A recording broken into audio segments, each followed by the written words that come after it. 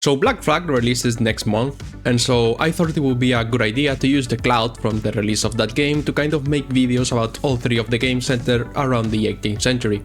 A lot of people really like the first two. We'll talk about Rogue later. Beginning with Assassin's Creed 3, we have the first game of a new lineage of people, this time all of the Kenway surname. Granted, in Rogue, not really, he's just a different guy, but Haytham is in that game. Anyway, point being, I'm just gonna rip the band-aid straight up. Assassin's Creed 3 is not that good. Yeah, I said it. Granted, I am playing the remastered version of Assassin's Creed 3, so it's worse than the original in every way, or at least people seem to think that. I can't really compare cause I haven't played Assassin's Creed 3, and if I have, I don't remember. This is the game that took Assassin's Creed in a direction that, if I'm being honest, it's not the best option for the franchise, with it releasing less than a year after Assassin's Creed Revelations. So as we know with Assassin's Creed Revelations, Ubisoft fired the guy that created the original 3, and you could tell because Revelations was a massive retcon of multiple things, and this game isn't helping. Speaking of, the creator of Assassin's Creed just announced in the Summer Game Fest 1666 Amsterdam, a game which he has been working on for like 15 years. It's quite a story really. The guy wants to slow down the release of Assassin's Creed because he feels like they would take a toll on the quality of the games, which it did, and a big one. So what does Ubisoft do? They fire him. The guy goes to work to THQ and starts a new project, 1666 Amsterdam. All of this in like 2012, by the way. But then Ubisoft buys THQ, and the first thing they do is fire him, and exclusively him. And so he enters a legal battle to get back the rights to 1666 Amsterdam, because THQ had the rights, not him, and he won in 2016. So this game has been, allegedly, in development since 2016. I played the demo or prologue. It's one of the most useless demos I've ever tried. I genuinely learned nothing from the game, nothing at all. Anyway, back to Assassin's Creed 3. As I said before, the game released less than a year after Revelation. And this is where, maybe it's just me, the historical accuracies take a toll for the worse, or the much, much worse. While in Brotherhood we had an assassin infiltrate the Vatican and have a fistfight with the Pope, in this game we have a Native American being right there in the Declaration of Independence. Now a lot of people will say, oh, you're just complaining for the sake of complaining. Yes I am. But honestly, one could hide the whole Vatican being attacked by one guy, or Rodrigo Borgia died by poison instead of old age. The Templars had that much power. But how do you actually hide this? Like, genuinely. The game does something unique though, and it's the first game where we actually control a Templar, that being Haytham Kenway, which at the time was just a guy that actually looked and moved like an assassin, but was working for the Templars. It wasn't until the next year with Black Flag where they revealed that his father, Edward Kenway, was an assassin. Anyway, let's get this story over with.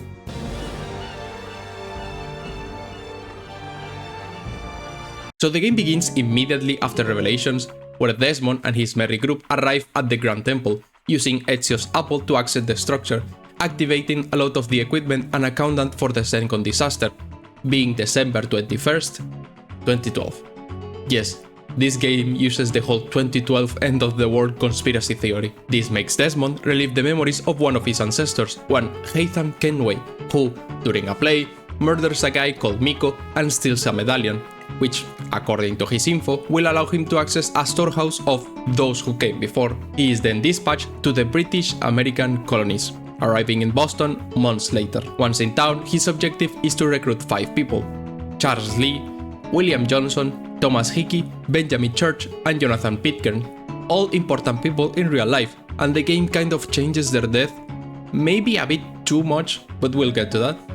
In the process of recruiting these 5 gentlemen, he kills a slave trader and frees some Native Americans, believing they will be of use to his cause. Those people are the Canien Quejaca, a tribe of American people also known as the Mohawk, which were common around New York.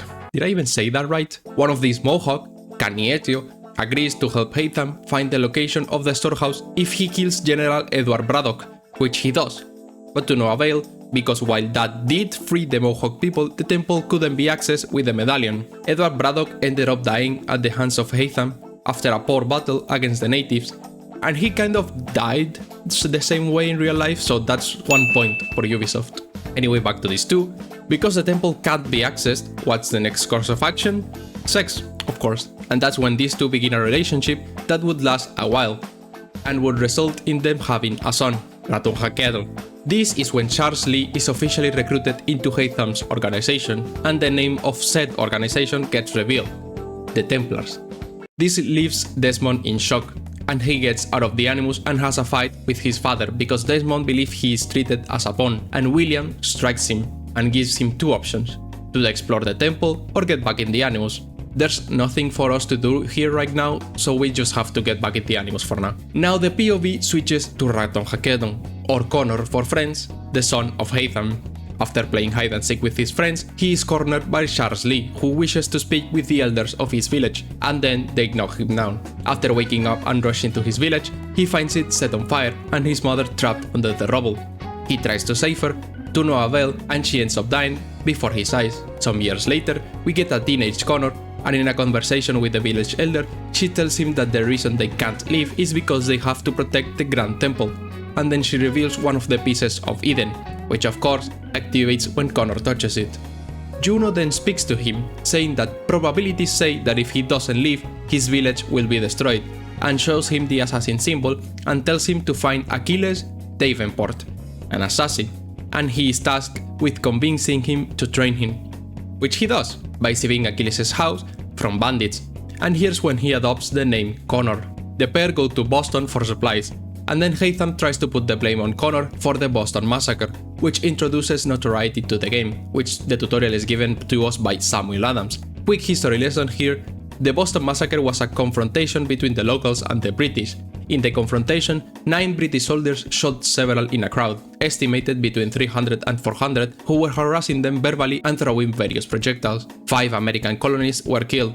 The event was subsequently described as a massacre by Samuel Adams, Paul Revere, and other leading patriots who later became central proponents of independence during the American Revolution and Revolutionary War. So the years begin to pass. Connor gets a ship called the Aquila, which he can use to travel the Atlantic close to Boston. The game also introduces fast travel points directly from the map.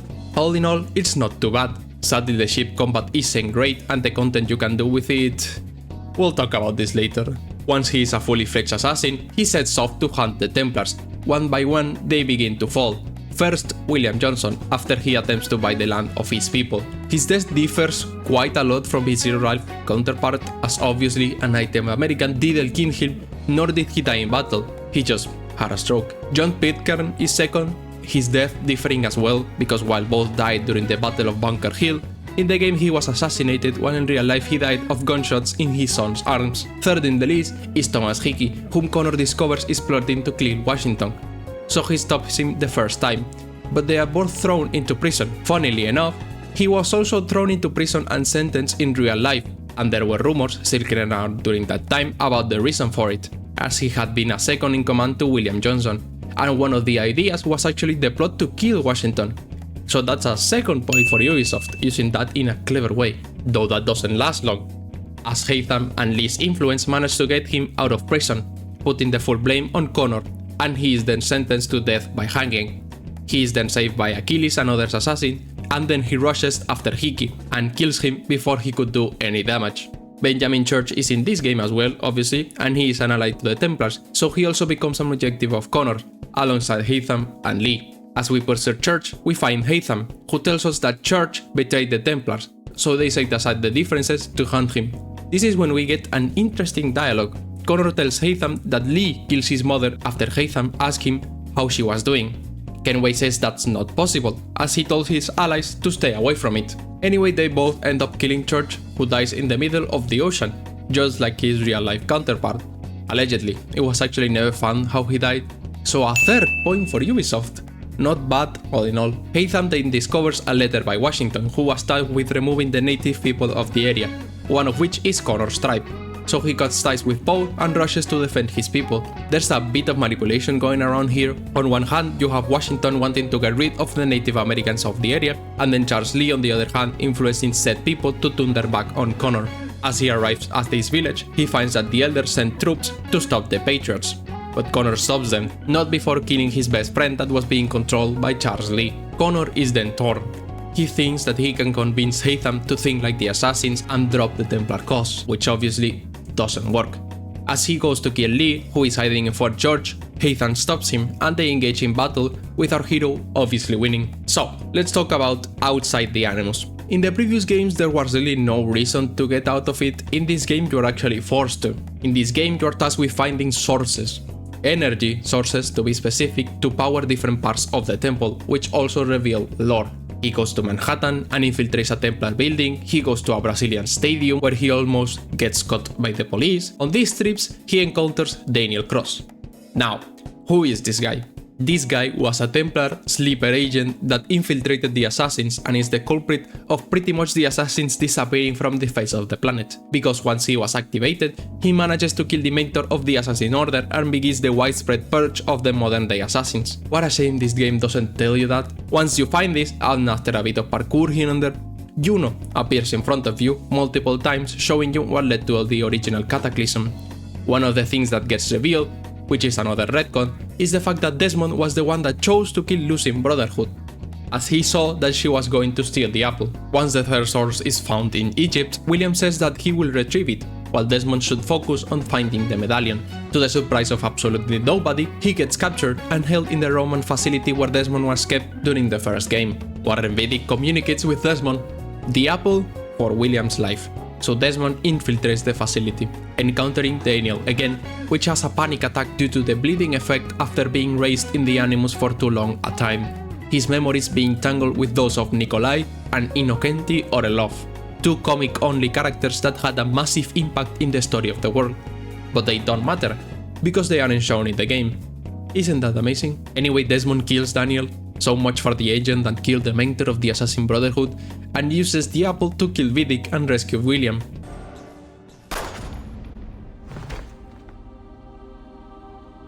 Back in the Animus, Connor is still pursuing Lee, and they both end up in the carcass of a boat that's burning down, where Connor is actually impaled by a piece of broken wood. Lee asks Connor why he persists, as the Templar power follows a cycle of their power waxing and waning, to which he says, "Because no one else will." And proceeds to shoot Lee in the chest. Lee, badly wounded, flees and ends up in a bar, where we get the best kill in the franchise so far, in my opinion. I've always liked kills like this where the two share a beer and then he stabs him, stealing the medallion. This one also differs heavily because Lee in real life died from tuberculosis, although they did both die in an inn, so there's that. Months later, he returns to his village, only to find that everybody moved and the only thing remaining is the piece of Eden, allegedly left for him to find. Juno then tells Connor to hide the medallion where no one will find it, and he buries it in the grave of Connor Davenport, the son of Achilles. Desmond uses it and activates the temple. Here, he and the others find Juno's apparition, who instructs Desmond to activate a pedestal which will save the world from the ongoing solar flares. However, Minerva's apparition suddenly appears and reveals that by doing like Juno says, Desmond will die and free Juno from captivity, allowing her to begin her conquest of the world. She explains that Juno was sealed long ago, during the war between the first civilization and humanity, when she plotted to use the machines designed to save the world against it. Juno then shows him the counterpart, where if he doesn't activate it, the world will perish. Only a few humans will survive, including him, where he will be revered as a religious figure, but the world will continue in this cycle of destruction. Here's where Desmond makes his choice. He believes Minerva. He believes that Juno actually intends to control the world. But he also believes that humanity stands a better chance fighting against Juno if they survive, rather than him being sealed but humanity dying.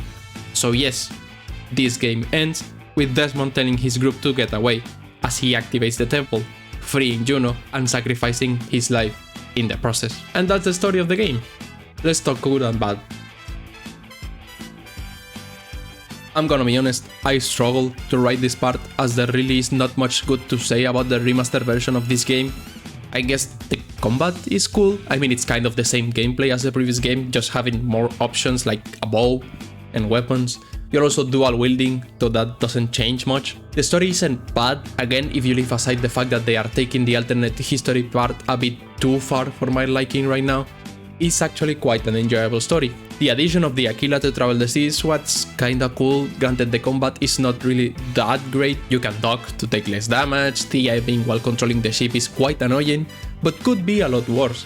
It's pretty much the exact same gameplay that Bolts had, for example, in Assassin's Creed Odyssey. Not much has changed since then. The gameplay introduced artifact hunts, which again were kind of a cool addition, but realistically, they are more bad than good. They were like temples from the Tomb Raider games, but there is a big problem that I'm gonna talk about later that makes these adventures quite annoying. The game also added side missions, this being a way to get the area around Achilles' house to have more people, because the game introduced, or more like upgraded, the passive money that you won in the previous games. In this case, you have to recruit people and get their products, for example, ore from a mine from this guy, grown vegetables from this couple, wood from these two, stuff like that. And you can use those materials to craft stuff and sell it for a profit. It wasn't terrible, it wasn't great, but it was a nice addition. So this game looks like shit. I don't know if you guys could tell from the video alone, but this game genuinely looks worse than the original. A bunch of these remasters already looked mediocre, but this one sets the bar even higher. It looks like a Bethesda game. Now tell me guys, can you see anything here? Because I couldn't. Nothing. Absolutely nothing.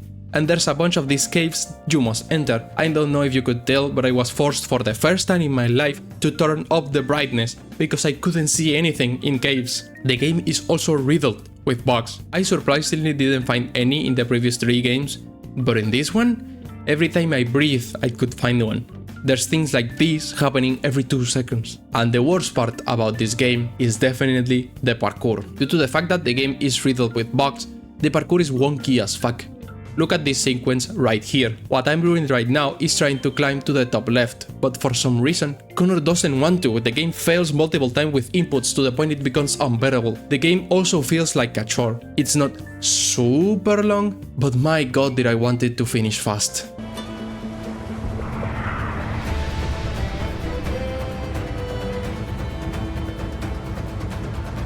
So off the rip, I really like this game. Like, it is miles better than the previous one. Now don't get me wrong, I do still think that Brotherhood is miles better than this one. You see what I did there? Miles better? Anyway, this game is long, like really long, and has a shit ton of content. The gameplay is great, although the ship combat is annoying at times. The game actually looks pretty decent for 2013, but there is one problem, and it's the story and the main character. So let's jump right in. This game begins immediately with Sample 17 project. We control a character with no name, an entertainment specialist, tasked with retrieving memories from the blood of Desmond Miles, as the Templars managed to secure his body after the end of the last game, in this case, looking back at Edward Kenway, as he knows the location of the observatory, an old creation of the issue that could see through people's eyes as long as they had their blood.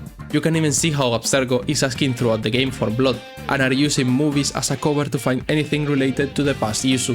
After a failed attack on a ship, Edward is stranded on a shore alongside an assassin named Duncan Walpole, and Edward kills him because he wants money. And here we have problem number 1 with this game, the protagonist. Now, maybe this is just a me thing, but Edward is genuinely unlikable for most of the game. He is obsessed with money, because he wants to give his wife, Caroline, a good life.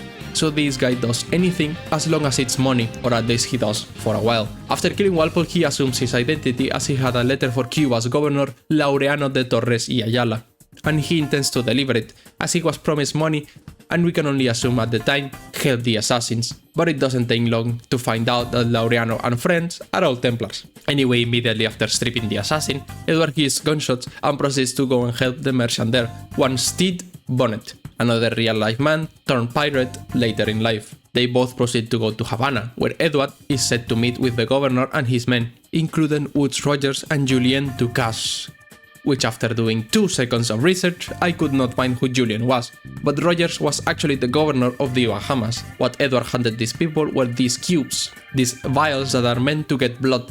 Their main objective is to get the blood of a sage to enter the observatory and to find it, obviously. Now, allegedly, Bartholomew Roberts, this guy right here, is the sage. As they take him to the governor's house, they get attacked by assassins, which Edward kills, but Roberts manages to flee. Edward does capture him and gets rewarded, but he wants more, so he intends to free him, but as he goes to free him, he gets attacked by Torres and his men, as they think it was him who freed him.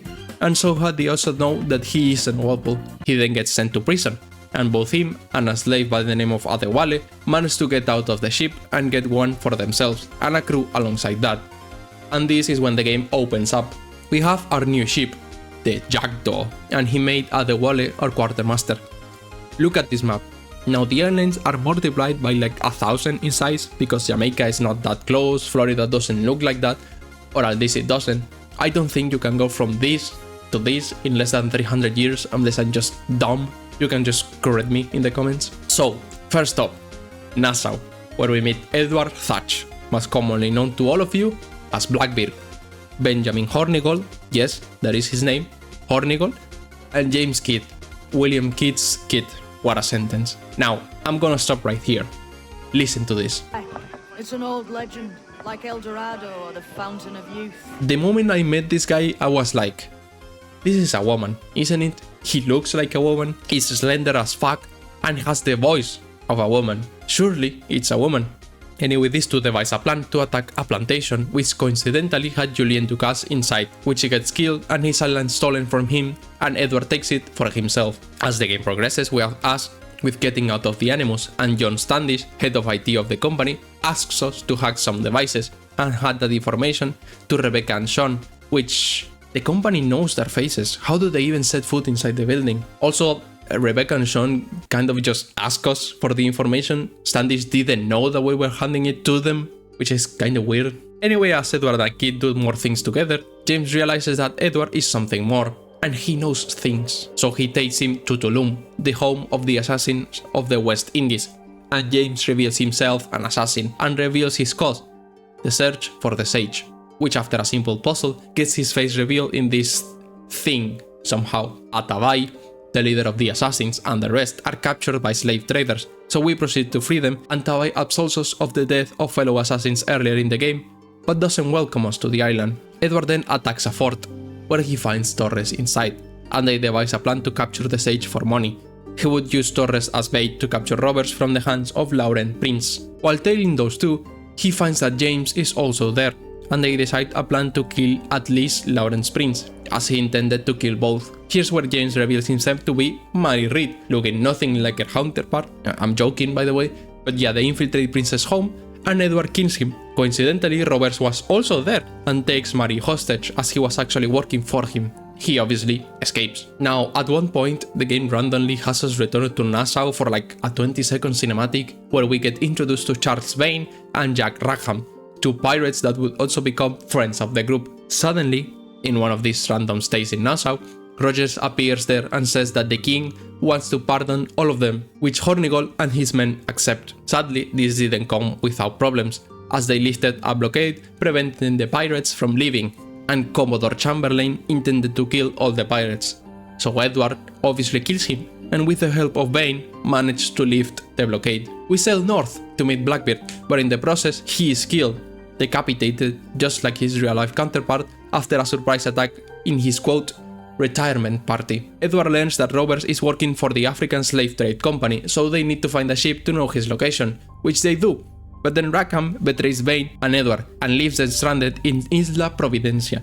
In this island, Vane kinda goes insane and blames Edward for everything, so they end up fighting, but Edward doesn't kill him. Point for Ubisoft here, as in real life, Vane did get stranded and after failing to use a false identity, gets captured and sent to Jamaica. The game then skips months, as Kidd and Adewale managed to get the Jackdaw back. How did they do it? Good question. Also, I forgot to mention Anne Bonny, the other half of the Mary Reed and Anne Bonny duo, a hot redhead no less. She and Rackham kind of had a physical relationship, it seems, or at least the game alludes to that later. Here comes the most insane part of the game. Edward learns through Hornigold and Rogers that the Sage is in Africa, in Príncipe. Now, look at this map. These are the West Indies. You see Cuba right there in the middle, and this is where Príncipe is. They just go there. Zero preparation. Just, let's go. 6 months voyage like it was nobody's business. Upon arrival, Edward and Roberts strike a deal, killing Borges and Cochran along the way, two of Hornigold's associates. With their deal sealed, Edward helped Bartholomew steal a set of files as they couldn't reach Templar hands, and Edward was promised to see the observatory. After meeting, Kenway was followed by Hornigold, Adewale suggests turning to the assassin, as his crew was growing weary of his strange decisions, but Edward refused, and he kills Hornigold by his lonesome, which, not bad on Ubisoft part, as Hornigold did become a pirate hunter by 1718 and died next year when his ship was wrecked, just like in the game. Once inside the island of the observatory, we neutralize a bunch of the guardians of the place, and Roberts kills his crew, as they, according to him, would have gone insane from what they see inside. And yeah, they probably would have. As I said before, the observatory serves as a place to, well, observe other people.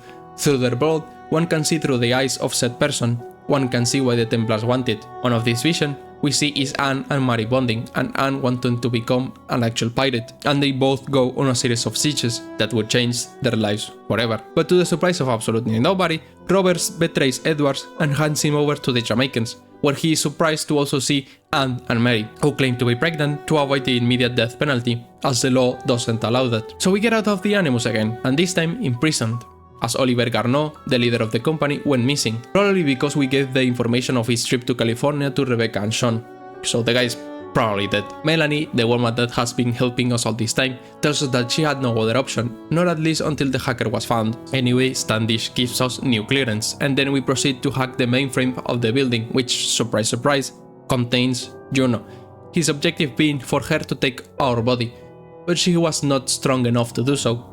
Don't know what that means, but Standish doesn't like that. Anyway, back to the Animus, we are in prison and get freed by Atabai, and we intend to rescue Anne and Mary after months being inside there. To my surprise, both of them were actually pregnant, and Mary's kid was taken, never to be heard again, which left her in a terrible state, so bad that she ended up dying in prison, making Edward realize the mistake of his ways, as he had lost all of his friends, except two. After drowning in his sorrows, becoming drunk to hell and back, Adewale wakes him up, but says that he will leave the Jackdaw, as he intends to help the assassins, as they have a good cause. We sail for Tulum, where the Spanish attack again, and after defending the place, we earn their trust. We also get a bit of bonding between Edward and Anne, as they are both alone in the world now, and only have each other, to the point she actually becomes his quartermaster. Now, with the help of the assassins, we have multiple objectives. The first, to kill Rogers in Kingston, Jamaica. Big difference here, as he was killed by his own health in real life after one too many political battles. My guess is the stress probably killed him. Then we go back once again, to Principe, to kill Roberts, which we do, and in his death he mentions her, and wonder who he could be. His death wasn't as bad in real life, actually he was killed after attempting to capture him, and his crew tossed his body overboard, and he was actually never found. Anyway, we then go back to Havana to kill Torres, but oh no, it was a decoy all along. The assassins then inform us that they went east, which Edward assumes means the observatory. We get the last part of the game, as we free the guardians and kill Spanish to get inside the observatory, and we end up killing Torres inside, returning the crystal skull and tossing the key, so that the only person that can find the observatory is a future sage. Atabai then hands a letter to Edward, after he had sent one to Britain in an attempt to make up with his wife. He reads the letter, ending the chapter with a shocked face. The assassins then move plates to Edward's island he has stolen from Julian, and then receiving a young lady with a flower, later revealed to be his daughter. Yep, Caroline passed away off screen, and Edward set sail for multiple other adventures, most of which are only in comics, but that do end up mattering, as we all know that he fathers Hayden Kenway, although with a different woman, and he doesn't live long, as by 2035 he gets killed by Birch and indoctrinates Haytham and sells Jennifer Scott to slavery. Sadly, most of his family's history is never revealed in the games, and is mostly kept in the comics or novels,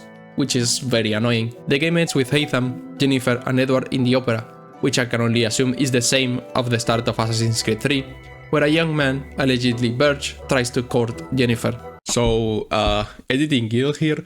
Somehow I forgot to explain the ending of the game outside of the Animus. I don't know how, because I've mentioned Standish multiple times. Anyway, when we get out of the Animus, we're still in quote-unquote prison, but Standish is in front of us, looking like somebody we used to know. He injects Noob with a serum. I still don't know what that serum is or does. The wiki says it's poison, but like, it doesn't kill us immediately. Also, it could be a paralyzing agent to try to allow Juno to take over our body, I don't know. And Standish ends up being killed by Abstergo security, clearing the doubts over Noob in the process. So yeah, For now, the guess is that Robert Standish was the reincarnation of one of the Isu, one obsessed with Juno. Who? Aita, the husband of Juno. And I wish I was joking, a member of the Illuminati. No, this is not a joke. During the development of Assassin's Creed Black Flag, producer Martin Schelling and mission director Ashraf Ismail both stated that they began the project in the summer of 2011 with a pirate game as their focus. Ismail also stressed that they aimed towards a more historically accurate take on the era, including staying away from the stereotypical image associated with pirates, such as parrots, krakens and plank walking. Which hey, they did do that. I don't think I saw a single parrot, a single kraken or a single person walking the plank in the entire game. The pair also explained that because the game was so radically different from its predecessors and that the scope and open world gameplay was so different from the previous game, they opted for the project to be Number's sequel as opposed to a spin-off that followed in the footsteps of the last Number game, Assassin's Creed 3. Writer Darby McDevitt began writing the game soon after completing Assassin's Creed Revelations, after being suggested to do a game expanding the Kenway family saga, instead of Connor's life story as they did with Ezio Auditore. He considered beginning the story with Edward as a boy during William Kidd and Henry Morgan's eras of piracy, but decided he felt skeptical as to whether Assassin's Creed 2 convincingly portrayed a similar span of life, and so opted to simply focus on the Blackbeard era towards the end of the golden age of piracy. This makes sense. The Ezio trilogy took place over a little less than, what, 20-something years? I don't remember. So starting with William Kidd would have made the game take place over like 30 years or more, which was a bit too long. McDevitt stated the game's primary history resources were Captain Charles Johnson, A General History of the Pirates, and Colin Woodard's The Republic of Pirates. Also, the movie that Abstergo was making all along, you probably guessed it if you didn't know, Devils of the Caribbean. Yes. So this game is actually great. The story could have been better and our protagonist could have been more likable, but besides that, it has great side characters, graphically it looks great, it has a lot of content of varying quality, but a lot nonetheless. Unlike the previous one, I didn't feel this game was such a chore, mainly because everything you did was kind of fun, and modding the game was easier, as it had way less bugs. The game has treasure maps that are well hidden, a bunch of puzzles you can do, though they are totally easy, it has a bunch of lore, both inside and outside the Animus, you can personalize the ship and upgrade it, you can, as always, buy different weapons and outfits. Also, the shanties, that's the actual best thing about this game. Oh my god, they are so fucking good, man. Especially Leave Her, Johnny Leave Her. I thought I heard the old man say, leave her, Johnny, leave her. A very solid game all around, but not without its problems. The PC port, for one, is terrible, to the point that I had to go out of my way to install something called DXVK from GitHub and install it in the game's library to make the game not stutter every 2 seconds. Once I did that, silky smooth experience. As I said before, Edward is very unlikable for most of the experience. His obsession with money leads you to ask yourself why he even is the protagonist, because for most of the game, you are not an assassin, you just dress as one. You don't even follow the creed. The characters, while they had personalities and the like, suffer from the exact same thing every single Assassin's Creed has suffered since. There really is no attachment to anybody. Now, what do I mean with this? I mean that if you like a character, you will only like that character for like an hour max, because these games jump so much in time, characters come and go all the time, and they get killed all the time. Even off screen, like Steve Bonnet, who died by being captured by the Jamaicans 2 years prior to the end of the game, but we never learn of his ending. So characters like Mary Reed, from the beginning she is a likable character, but likable doesn't mean you care. Like, yeah, I like her, but I don't know her. And with every single character in these games, they die without us really knowing them, knowing their history. Like, when Mary Reed died, I was like, man, that's a shame, but that's it, really no sadness came over me. And you would think that they would use Edward's friend's betrayal as like a heavy emotional moment, but no, he just kills them. Really, the only 2 deaths that affected him were Mary's and Blackbeard, another character that yes, I liked, but again, when he died, I was kind of just laughing at Edward's shocked face more than anything. This is something that some of the newer Assassin's Creed have done a bit better, not all the time, don't get me wrong. You have what? Natakas was his name? Cassandra's husband? He had the personality of a rock, so I couldn't care less when he died, but when that child friend of hers did, I cried a bit. Not much though, but hey, at least I showed more emotion than with any of these games. The worst part about this game is not something that the game was actually at fault for. Ubisoft saw that people enjoyed the combat with the boats and the open world that they actually thought, why not make the entire franchise an open world RPG? I wish I was joking. Also, it's an Assassin's Creed. I found like 1,000 bugs, from bodies bouncing after dying to ship rising from the water, game breaking bugs that force you to reset your game, crashes, brutes stuck up in a loop of throwing grenades. Sadly, I never got the bug of the ship rising from the water, the classic clip. All in all, can't complain. I would put this one second to Brotherhood. That game is still better though, by quite a bit, although some part of my autistic brain sees pirates and wants to just scream the game into first place.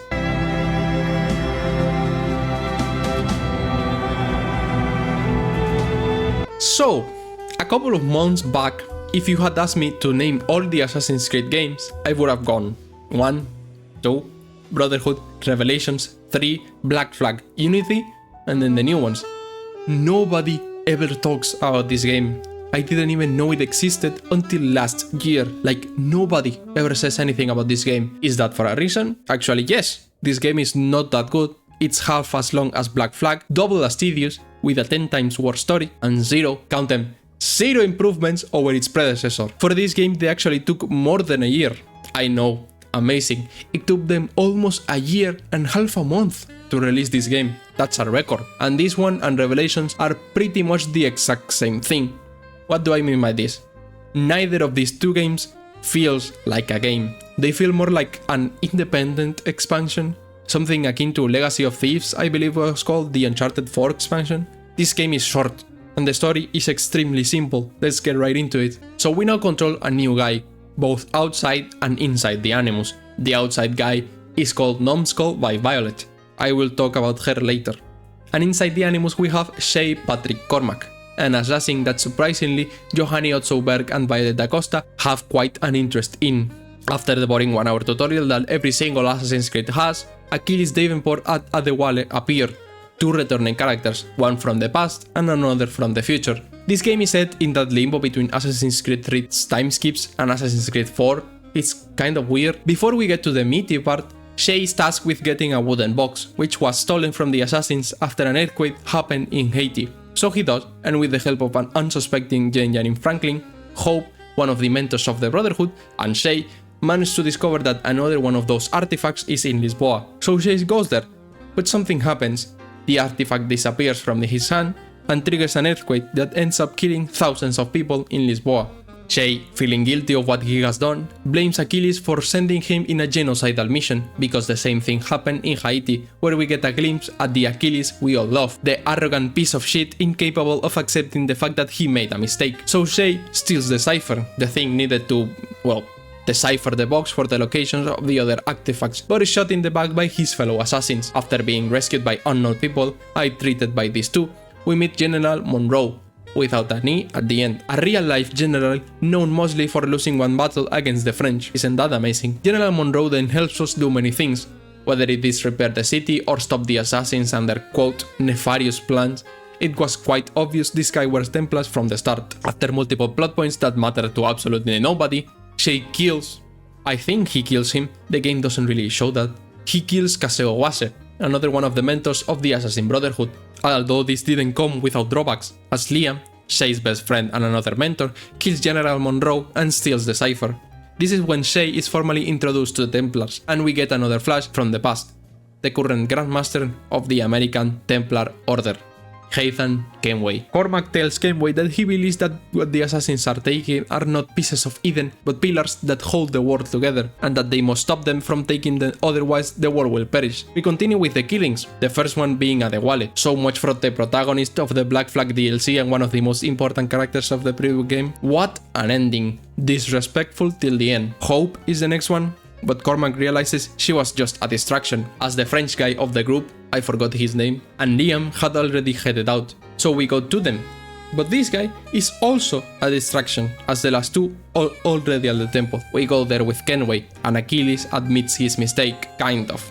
He is still very arrogant. The final battle ensues. Not really a battle, it's just running, Liam demonstrates his magic powers as he has the capabilities of appearing and disappearing at will. Not that it matters because he dies at the hand of Shay, who runs to stop Kenway from killing Achilles, as a world without mercy is not a good one. Bullshit, if you ask me, though Kenway does make him a cripple. During the game we saw multiple skips to a time 20 years later where Shay is in Versailles, but it wasn't until the end where we can see the full picture. With the help of Benjamin Franklin, he manages to enter the palace, and in there he finds Charles Dorian, the father of Arno Dorian, whom we can actually see right here. Cormac kills Dorian and tells him that they should start a revolution of their own, indicating that the Templars had a hand in the French Revolution. But there is no proof of that. And the game ends with Otso Berg sending Cormac's story to the assassins of the world with the objective of destroying them, and with Numbskull facing a choice: joining the Templars or dying. And the game ends. Quick and easy. Let's get the good out of the way.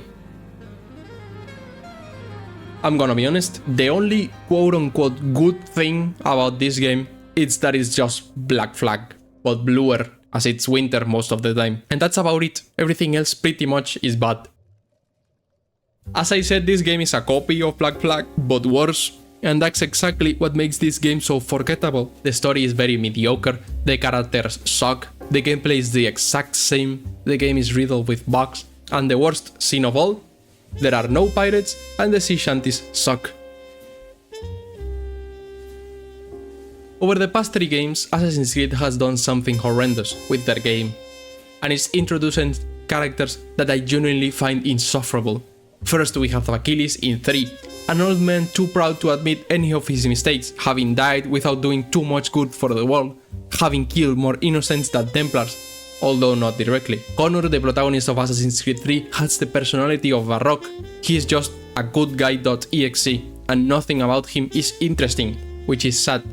In Black Flag, Edward is insufferable most of the game, and the other characters are either completely forgettable or die way too quickly for you to care about them. And in Rogue, it's all of the previous things multiplied by 10. Not a single character has a personality. Not a single character matters. Something that I also notice, especially in this game, is that with each game, instead of having the Templars become this 100% evil organization that the assassins have to stop, with the assassins making a mistake or becoming too greedy here and there, like Al-Mualim, instead we have the Templars almost being the heroes in games like Rogue. In Assassin's Creed 3, the only reason we stop the Templars is because of what they did to Connor, and on the side is a bit of Templar activity, but with each killing they would repent, saying that they actually meant good, and nothing leads you to believe otherwise, so you end up thinking, or at least it looks like Connor does. For example, he looks like he thinks, was it right to kill these guys? But in Rogue, it's even more apparent. The assassins are straight up the bad guys here, no sugarcoating. Achilles is a proudful piece of shit that sent 2 assassins in 2 genocide missions, although he didn't know about it, but he was warned and didn't listen. On all 3 games, the Templars go from the super terrible bad guys to maybe they aren't that bad, which sucks. Ooh boy, Violet da Costa and Johanni Otso Berg, 2 higher-ups of the Templar Order. Also Berg isn't that bad, but this woman, she looks and sounds punchable. Every time she opens her mouth, you want to kill her. It is actually insane, and it's not because she's such a good character that you can't help but hate her. No, she is just annoying. Every time I got out of the Animus, my one wish was for her not to open her mouth.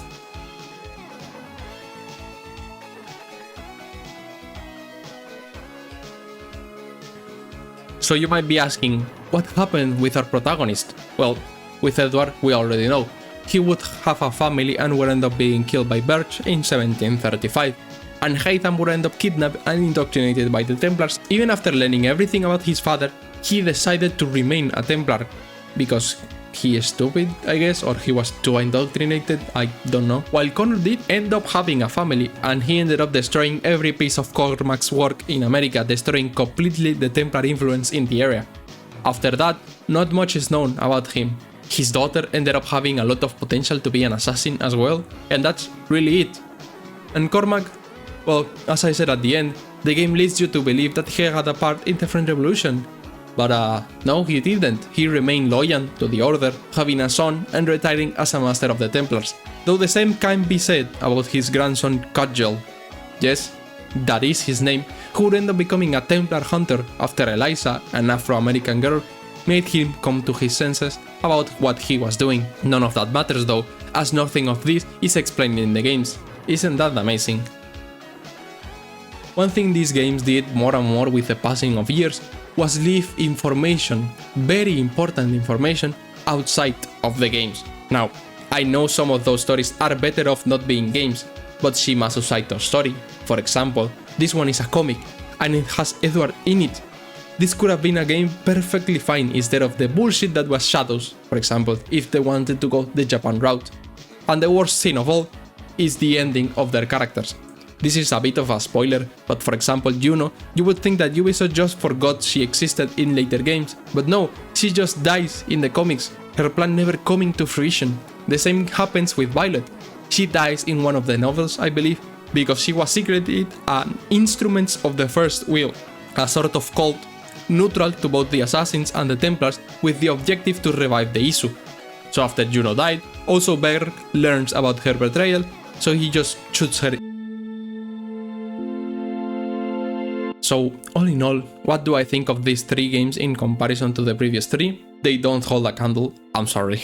These games have their good, but they are mostly, at least in my eyes, very mediocre on average. Black Flag does elevate that mediocrity to at least a decent, as the game itself is very good. Each and every one of these games sold like churros, having sold more than 10 million copies each a year after their release, and prompting Ubisoft to make more and more yearly Assassin's Creed, leading to one of the worst games launches of all time, Unity. But that's a story for another day. Woo! This video took long. I originally meant to separate all 3 games and make a video for each, but as I played Black Flag I was like, fuck it, and just went with my original idea. That sentence sounds very stupid. Anyway, this one took way longer than the previous one because I had my finals a couple of weeks back. They didn't go well, thank you for asking. And now, I leave you, because I have to think of what video to make next. Although I have some ideas. I don't know if they will come to fruition. See you in the next video. Bye bye. I heard the old man say, leave her, Johnny, leave her. Tomorrow ye will get your pay, and it's time for us to leave her.